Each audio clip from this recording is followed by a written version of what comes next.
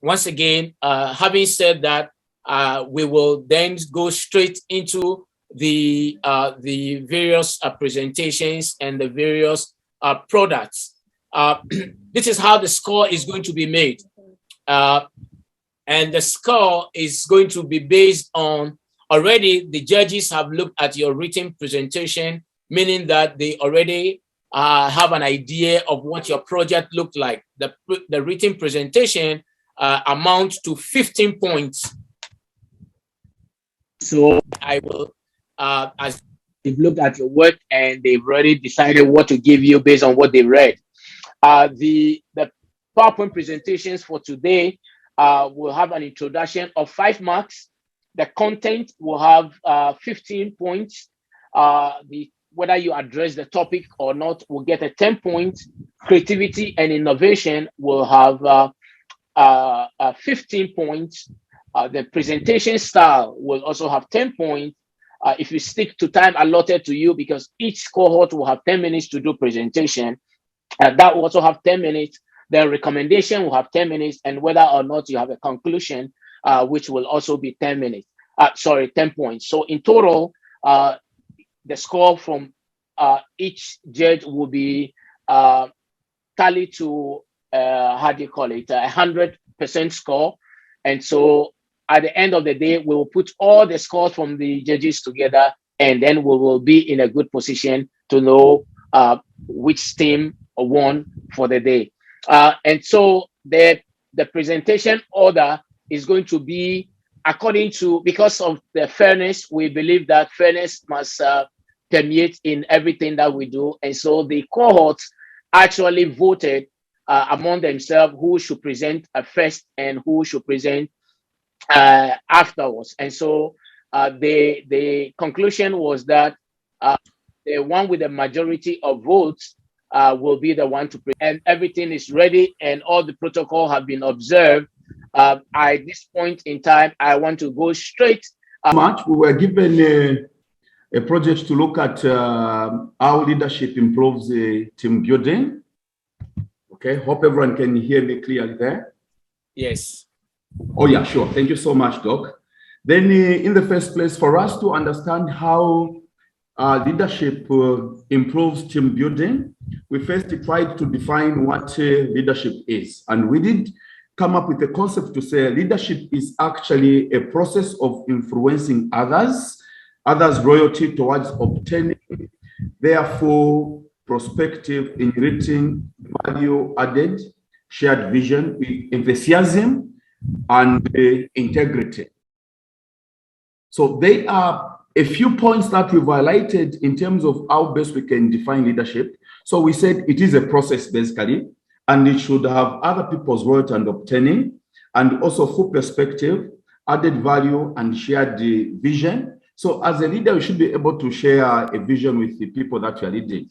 Then we also looked at a leader in a person who can do what? Number one, facilitate the creation of a shared vision, one that inspired every team member. So we see the role of a leader to say, you should share a vision and also inspire others. So as one is sharing, that vision should also be able to inspire also the team members.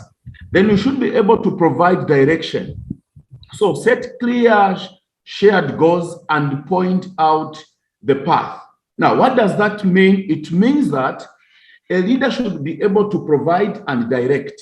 You cannot just come up with your own goals, but you should have collective goals as a group and also try to point out the path in which we are moving as a group also.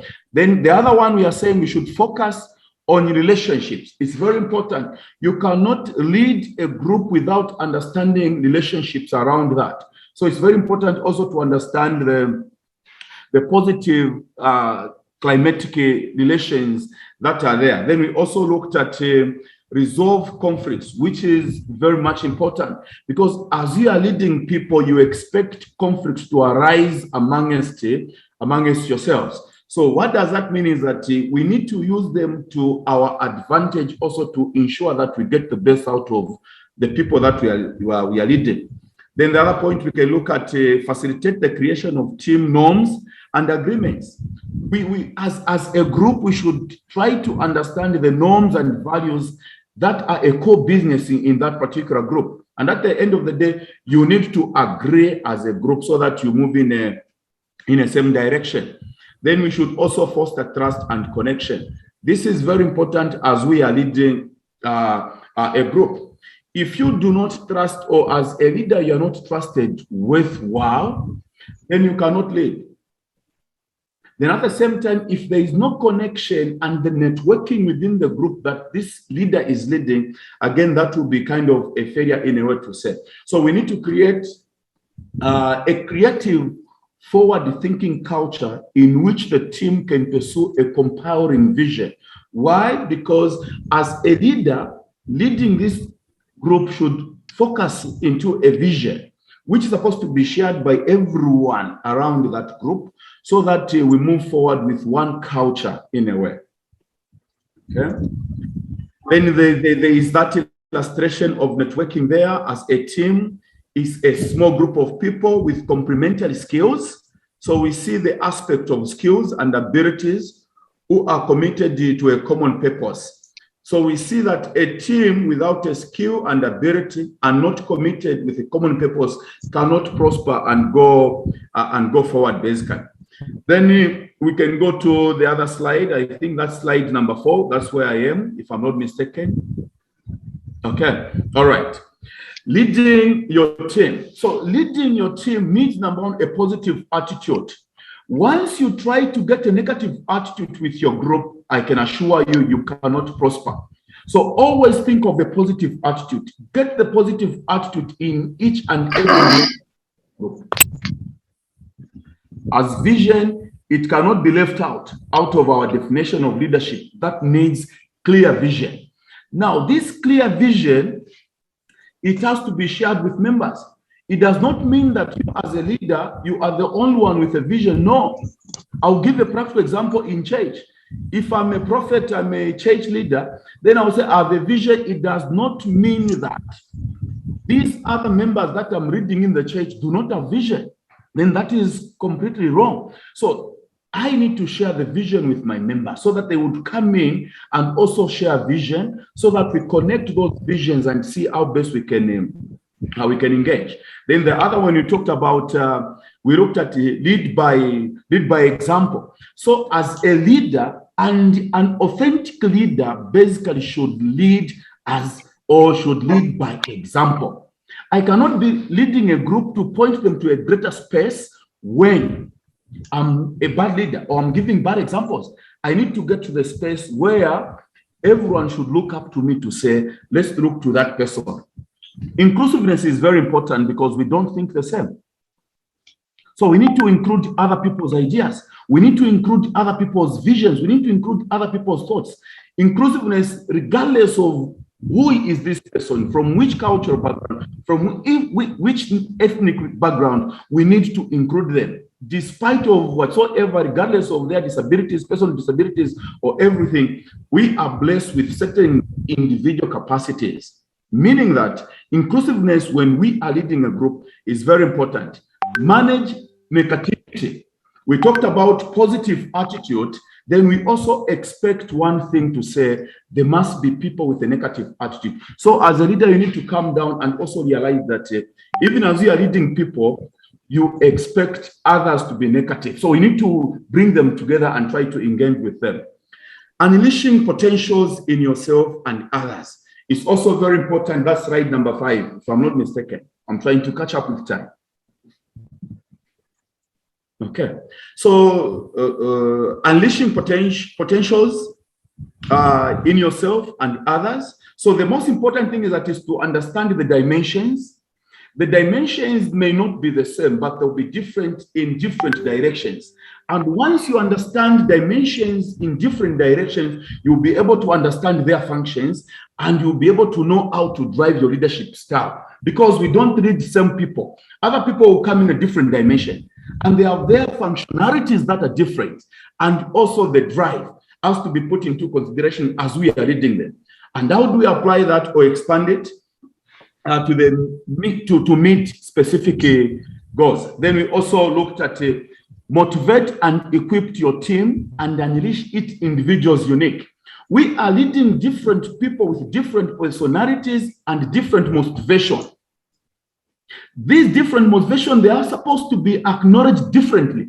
Others, they would need an applause. Others, they would need a different motivation. Others, they will need to give them a holiday to go to some different spaces and relax with the family. So as a leader, you need to understand how best you are supposed to equip and motivate your team, and understand each and every individual's unique, because we are not the same. Just like when we are defining personality, we have different personalities.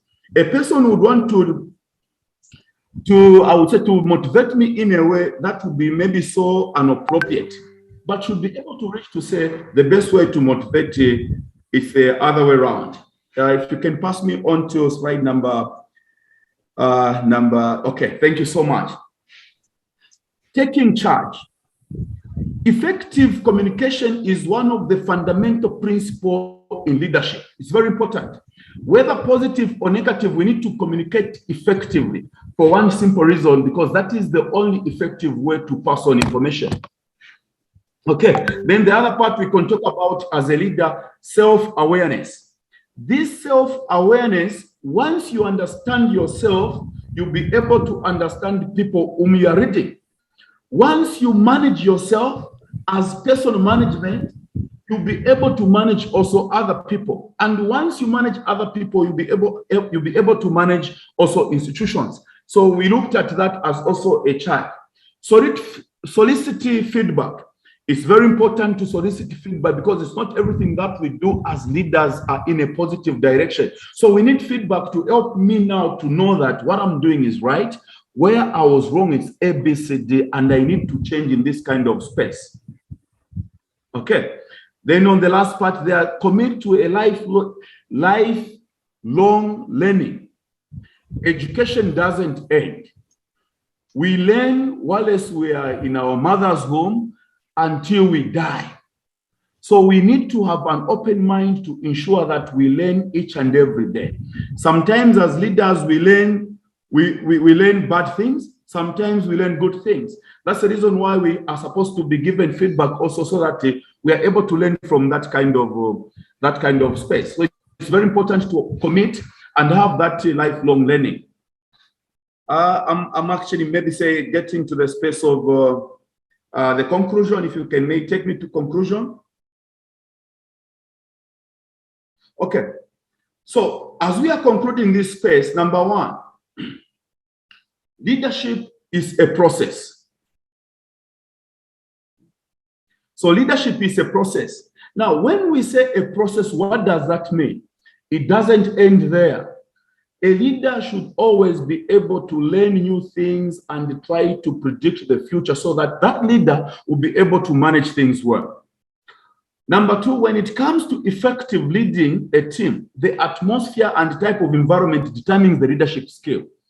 The leadership style. Why? Because the atmosphere does influence. You may be leading people who are so hostile. That's an environment or the atmosphere in which you are.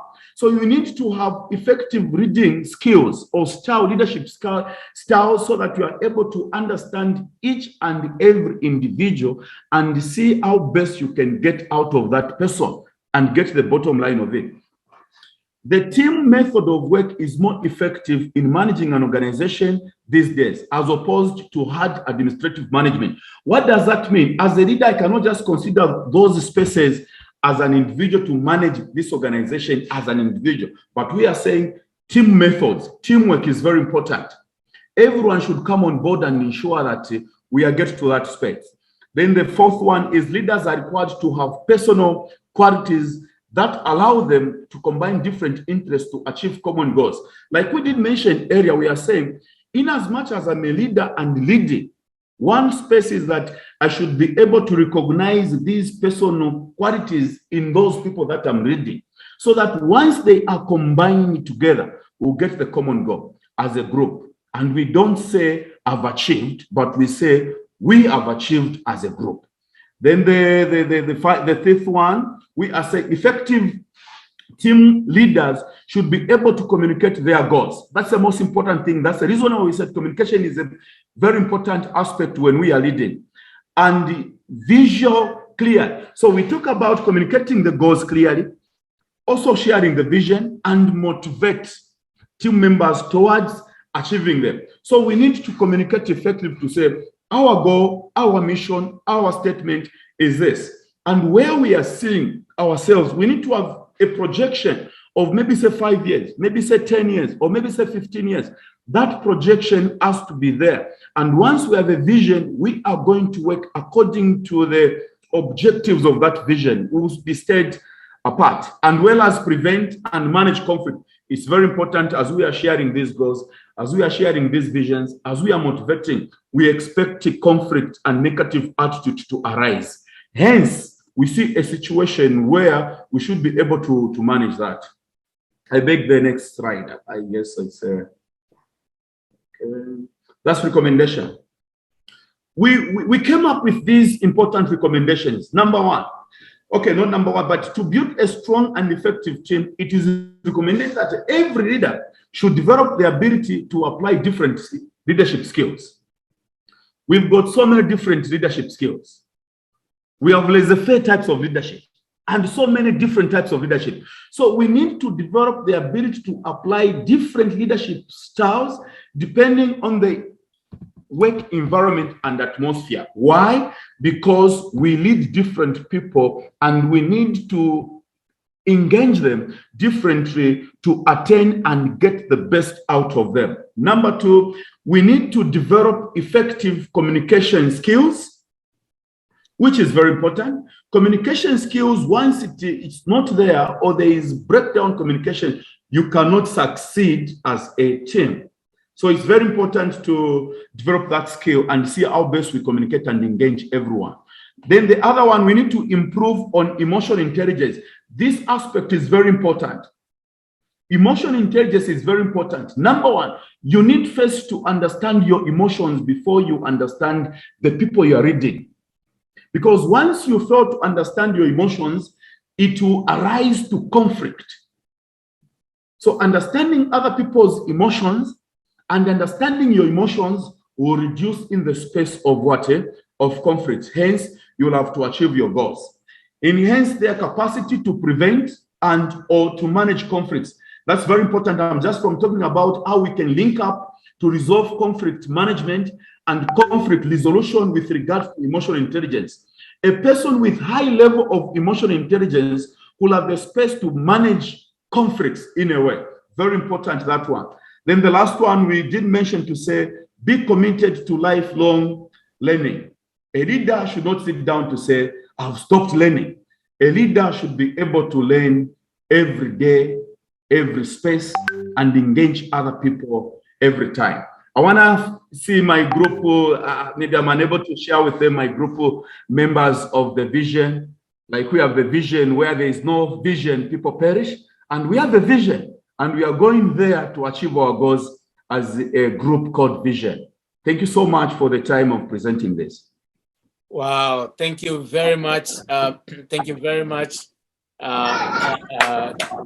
Team Vision. A very powerful presentation, and thank you for stepping in, John, for that excellent presentation on behalf of Lila appreciate. Thank you. Yes, you've done extremely well.